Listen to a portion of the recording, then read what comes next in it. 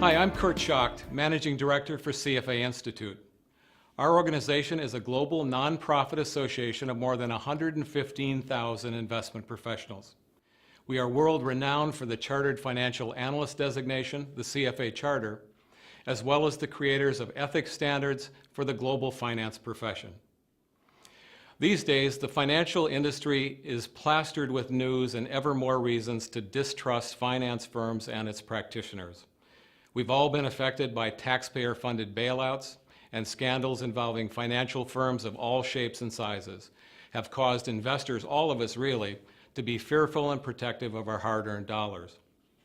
Just when we imagined things might settle down, now several years after the financial crisis, we hear constantly news of insider trading, market manipulation, general violations of trust and ethics in the world of finance. Each story fans the flames of already weak public opinion. Something needs to change, and CFA Institute is deeply engaged in a long-term global initiative to shape a more trustworthy, forward-thinking financial industry that better serves society. We call it The Future of Finance Starts With You, which was launched earlier this year.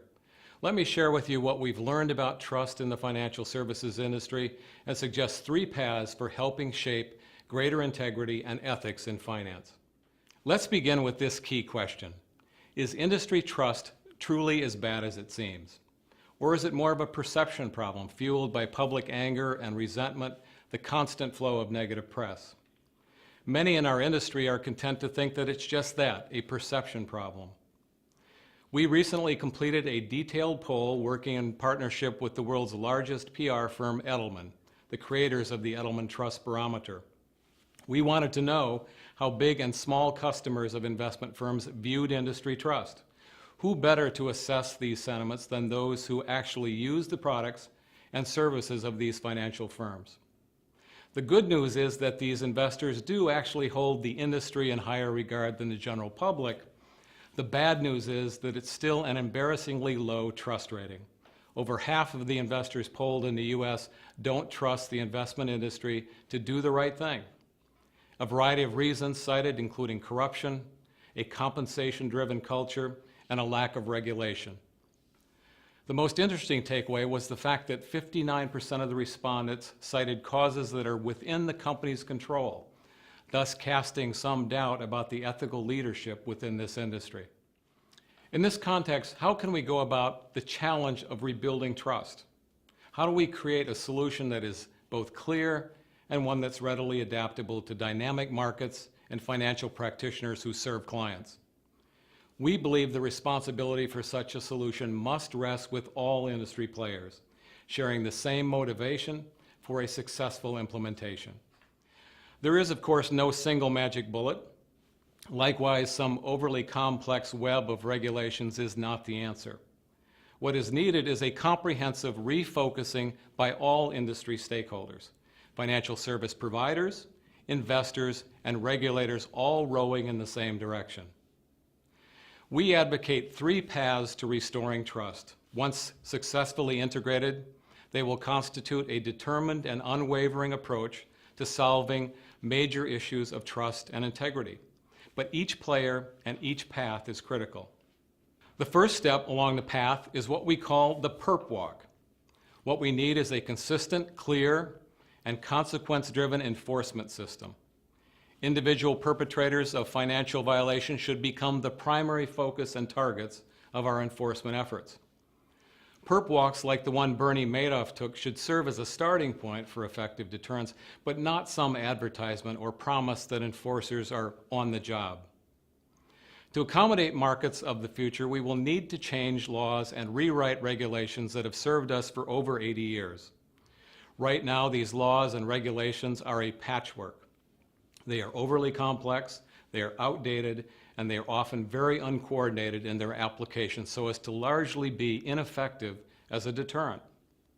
Congress has to enact, regulators have to craft, and the U.S. attorneys and Justice Department enforcement officials at all levels have to enforce predictable, effective regulations that deter wrongdoing. The goal, if this is to work properly, is severe repercussions for the individuals involved and for the commercial interests of the firms that don't comply.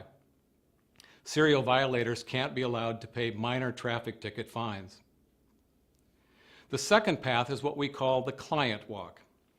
It's pretty commonplace that regulated industries in this and other markets end up greatly influencing, often defining, their own regulatory environments and costs.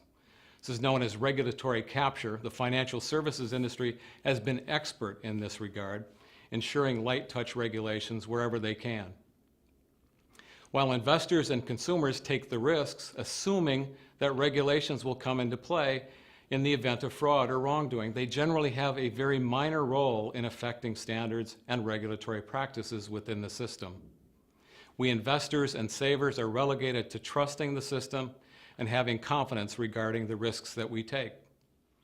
It's time that major investors, working through professional associations, insist on standards and practices that affect transparency and risk specifications for investors. We need disciplined, concerted leadership from these big buy-side firms and sectors to hold financial service providers to account. Those firms need to stop betting against their own customers, gaming the rules, or turning a blind eye at dubious conduct by high-yielding traders. Otherwise, clients should walk. Certainly, hedge fund billionaire Steve Cohen's recent situation at SAC Capital for alleged securities fraud confirms the huge impact that clients do and can exert when reputational integrity prompts them to flee. The curiosity remains that most of the large bulge bracket firms, even those with serial ethics and regulatory violations, seem almost Teflon coated when it comes to the client walk. The collective client action of deserting unethical players, taking your money and financial service needs elsewhere, is a huge component of the path to behavioral change. Industry trust, even at large firms, will turn on a dime if clients and customers demand it. When your own customers speak up and they say, "Wake up and smell the coffee," we'd better do just that or we're going to pay the consequences. Even small customers can join this effort. Now more than ever, with information ubiquity and the speed of the internet and social media, investors large and small can unite and affect industry practices. By employing these information-rich capabilities, which did not exist when financial service regulation was originally designed, investors can, on their own and jointly, propose and advocate for buy-side standards and practices. The client walk is alive and well, and it's available to every customer. The last path to rebuilding trust is by no means the least. It is called the practitioner walk. There is hope and a sensible expectation that industry will not hide its head in the sand, that it will continue to do things to heal itself, and demonstrate an awareness and a commitment to improving trust and confidence. Sell-side firms and exchanges should boost monitoring, ethical practices, and regulatory compliance. Examination of firm practices, upgrading to new, improved professional codes of conduct should be an ongoing exercise at all financial firms. For example, extra ethics training for your staff, adoption of the CFA Institute Asset Manager Code of Professional Conduct are things that industry can do. And it's not just adopting, it's living and communicating ethical practices that place the interests of clients above those of the firm. When all is said and done, financial practitioners and firms need to ask themselves three questions. How are my clients doing? How is my firm doing? And how am I doing? And depending on how you answer those three questions, you are either part of the solution for improving finance or you are part of the problem. For CFA Institute, I'm Kurt Schacht. Thank you for watching this Trust Across America video. Help us travel the three paths to improving finance. It starts with you.